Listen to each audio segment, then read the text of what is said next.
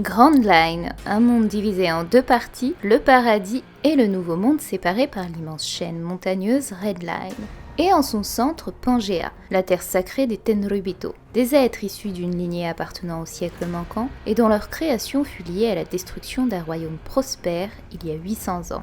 Et si en réalité Pangea était la clé du secret entourant l'île de God Valley, cette terre où pouvaient résider les dieux opposés aux démons, les porteurs de Di. Et s'il y a 38 ans, un homme répondant au nom de Rod Dik Chebek voulait réitérer cette guerre et avait pour ambition d'attaquer ce lieu pour atteindre l'objet symbolique de paix et d'égalité entre les pays, le trône vacant.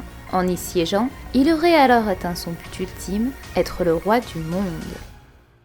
Bonjour à tous, j'espère que vous allez bien. Si c'est pas le cas, alors on va tenter d'y remédier avec la réédition d'une théorie que nombreux m'avaient demandé, celle sur la Pangée et All Blue. Alors à cette époque, c'était ma toute première vidéo sur One Piece. Ça me fait un peu bizarre, je l'avais publiée à cette époque en anglais, sous-titré en FR le 3 juin 2018. Et je l'avais donc pas encore édité avec ma propre voix faute de temps. Mais grâce au dernier chapitre, avec la révélation sur God Valley et les Rocks, c'était l'occasion parfaite d'enfin rééditer cette vidéo et y ajouter toutes les nouvelles découvertes que j'y ai faites au sujet de cette nouvelle terre qui y accueillait autrefois les dragons célestes. Mais avant d'entrer dans le vif du sujet, cette vidéo va comporter un placement de produit, mais pas n'importe lequel, car j'ai eu un véritable coup de cœur pour ce jeu qui vous plonge dans un univers médiéval fantasy où vous serez maître de votre propre château et de ses sujets. Alors ouvrons ces portes et entrons dans le monde fantastique de Stull Castle. Un RPG mobile gratuit disponible sur Android et iOS. Retrouvez un château coloré, d'excellents graphismes, des personnages drôles et conçus tels que ceux du dessin animé Family Guy. Partez en guerre pour affronter des orques, des dragons et des géants d'Indelbaf afin de vaincre le démoniaque Abyss Lord et gagner des trésors légendaires. Dirigez vos troupes d'archers, mages et guerriers pour attaquer les forteresses d'autres joueurs et obtenez de nouvelles ressources pour améliorer les équipements de vos personnages. De retour au château, tout est modifiable et utile à l'évolution de votre QG. Arborez votre flambeau épique et construisez de nouvelles pièces pour y faire évoluer vos personnages. C'est un jeu extrêmement complet qui offre à la fois stratégie et combat. Vous pourrez y créer votre propre clan ou rejoindre le mien sous le pseudo Nina Queen. Oui, fallait bien un titre qui allait avec un château. Donc n'hésitez plus et téléchargez Stull Castle maintenant par des liens dans la description. Entrez vos pseudos et obtenez un bonus spécial pour les nouveaux joueurs, 250 diamants et 3500 pièces d'or. Et venez créer à votre tour votre propre univers avec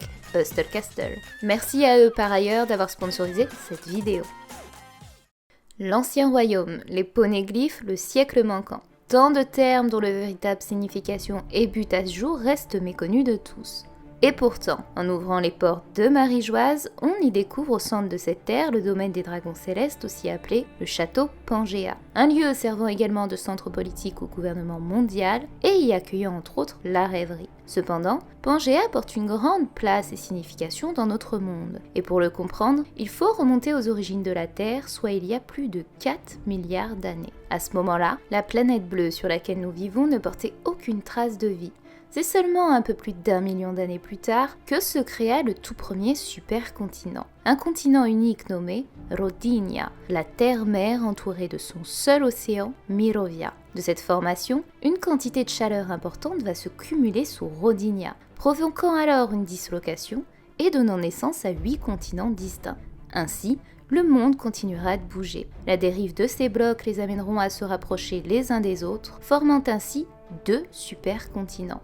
La Laurussia d'un côté et le Proton-Gondwana de l'autre. Entrent alors en scène les plaques tectoniques de ces supercontinents qui entreront en collision, formant entre les deux une immense montagne, nommée la chaîne hercynienne. C'est de toute cette combinaison que se formera à nouveau un seul et même supercontinent répondant au nom de Pangée, et accompagné de son unique océan nommé Panthalassa du grec ancien, toutes les mers.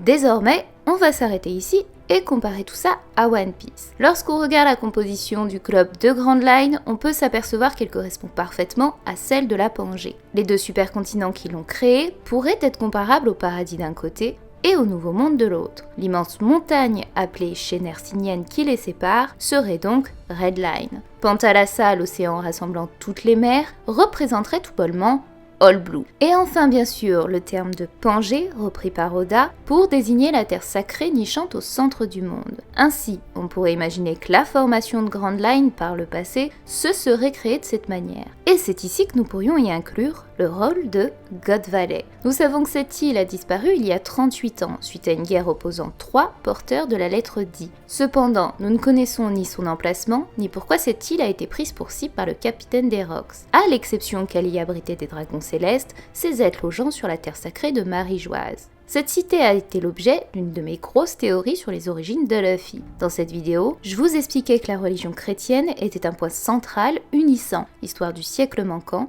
à celui de Marie-Joise et la cloche de Chandora. Le son de cet instrument en référence à la résurrection de Jésus, la présence des noms Adam et Ève, la Terre Sainte, ou encore la notion de paradis et d'enfer pour désigner les deux parties de Grand Line. Tout nous ramenait à la chrétienté. Et c'est donc une nouvelle fois vers cette religion qu'on va se tourner avec l'œuvre appelée la Cité de Dieu. Elle nous est écrite par saint Augustin, dont la thèse explique qu'il existerait 2 cités avec un seul genre humain, répartis en 2 peuples. Ils auraient bâti ainsi 2 territoires, l'un terrestre et l'autre céleste. Dans One Piece, nous savons qu'il existe cette parfaite opposition entre les porteurs de Di et les dragons célestes. Ainsi, en lisant cette œuvre, nous pourrions alors imaginer qu'au temps du royaume disparu, vivait sur la partie du paradis le territoire céleste appartenant au dieu God Valley. Et de l'autre, la partie des enfers, le nouveau monde, le territoire des démons avec les Di. Si Grand Line s'est construit de la même manière que la véritable Pangée, alors les Di et ceux qui se considéraient comme dieux devaient désormais sans le vouloir cohabiter, ne formant plus qu'une seule et même terre, celle de Pangea. Et c'est ainsi qu'une guerre aurait éclaté entre ces 2 peuples. Mais pour davantage appuyer cette hypothèse, on va se tourner vers 2 îles qui correspondent parfaitement à cette histoire et que je mettais en parallèle au christianisme, Skypiea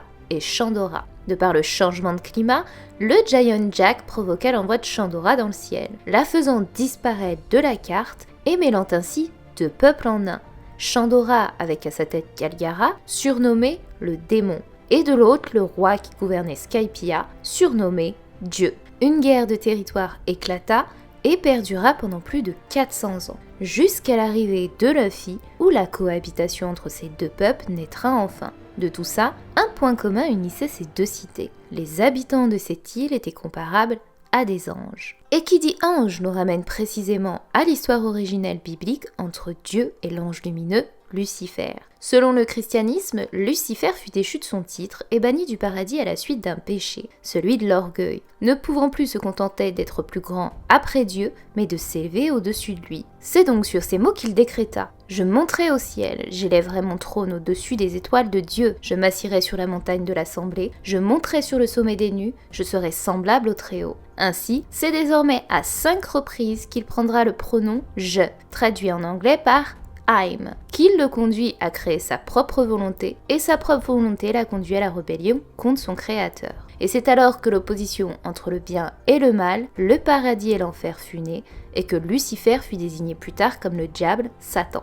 Désormais, si nous prenons cette référence en exemple à One Piece, alors nous pourrions nous dire qu'il a pu se produire une scène similaire entre la terre des dieux, God Valley, et de l'autre la rébellion des Di, la terre des démons, le nouveau monde. Ainsi apparaîtra la guerre qui fit disparaître le royaume prospère pour en convoiter, tout comme Lucifer, le trône ultime faisant écho dans le manga au trône vacant. Là où siège Im, les 2 lettres qu'employait l'ange déchu pour se désigner désormais. Ce qui nous ramène aujourd'hui aux paroles de 2 grands personnages réputés pour leur discours, Doflamingo et Barbe Noire. Dans le chapitre 801, l'ancien roi de Dressrosa déclare qu'il n'y a qu'un seul trône et que la plus grande guerre de ce monde a débuté pour l'acquérir. Dans le chapitre 925, c'est au tour du nouvel empereur d'utiliser des termes similaires pour la place de roi, tant convoité par les plus grandes puissances du monde. Car oui, en s'asseyant sur ce trône, un pouvoir et une influence bien supérieure à ce que peut vous offrir le titre de roi des pirates vous sera accordé. Vous serez alors le roi du monde. Et c'est avec Stelly qu'on retrouve cette référence lorsqu'il se tient face à cette assise immense. Tout ça nous ramène alors à un ultime personnage, Rock D. Chebek, l'homme dont le rêve n'était pas de devenir roi des pirates, mais bel et bien le roi du monde. Le titre de roi du monde et le trône présent sur Marie-Joise ont donc un lien particulièrement étroit. Dans ce cas-là, pourquoi Chebek a-t-il attaqué God Valley tout en ayant une telle ambition ? Peut-être car tout simplement, le véritable secret derrière ce trône se trouvait sur cette île. 20, c'est le nombre des royaumes fondateurs ayant posé leur arme autour de ce trône en jurant ne jamais y prétendre pour témoigner de leur égalité. Parmi eux, les royaumes d'Alabasta et Dressrosa étaient aussi présents. Mais comment se sont formés ces pays si à l'époque la Pangée ne faisait du monde qu'une seule et unique terre? Pour comprendre, il faut continuer l'histoire de notre monde. Après des millions d'années, l'ère secondaire entre en scène.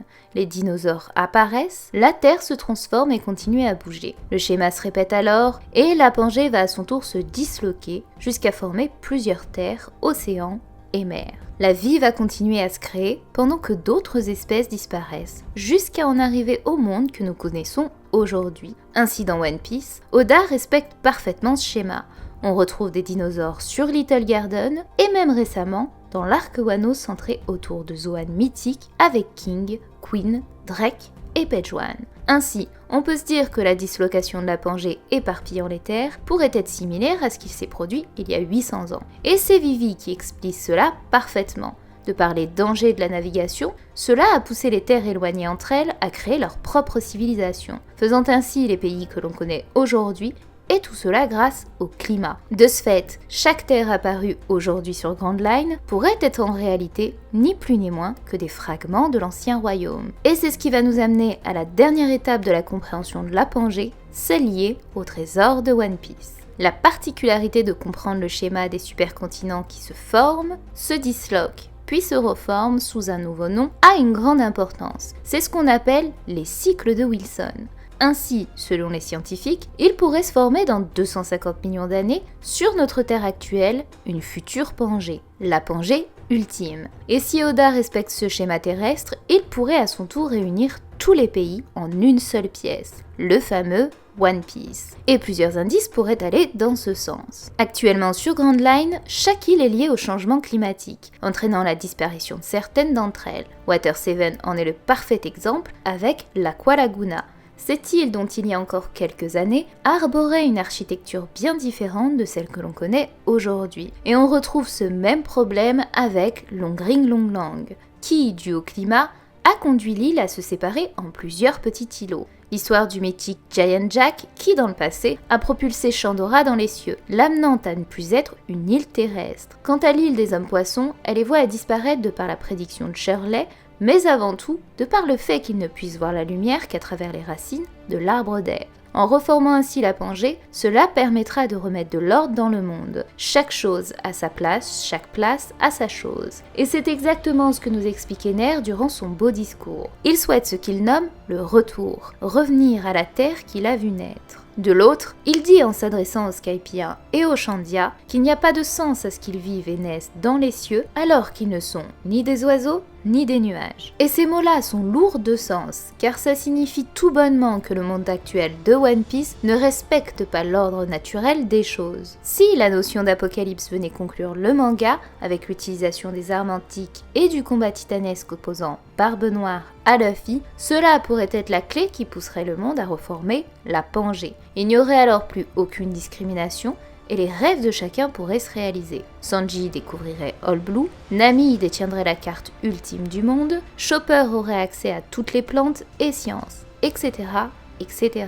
Mais cette Pangée ne se limiterait pas juste aux rêves des Mugiwara, mais à la Terre entière. Big Mom pourrait voir toutes les espèces réunies sur un seul et même territoire. Les hommes-poissons pourraient enfin vivre dans le monde du dessus et voir un soleil non artificiel. La rêverie deviendrait concrète pour que tous vivent en harmonie. Une seule et même race sur un seul et même continent et un seul et même océan, réunissant aussi bien les êtres humains, la faune et la flore, tous égaux face au trône vacant. C'est donc la fin de cette théorie, j'espère qu'elle vous aura plu. On se donne rendez-vous dans les prochaines théories et en attendant, prenez bien soin de vous.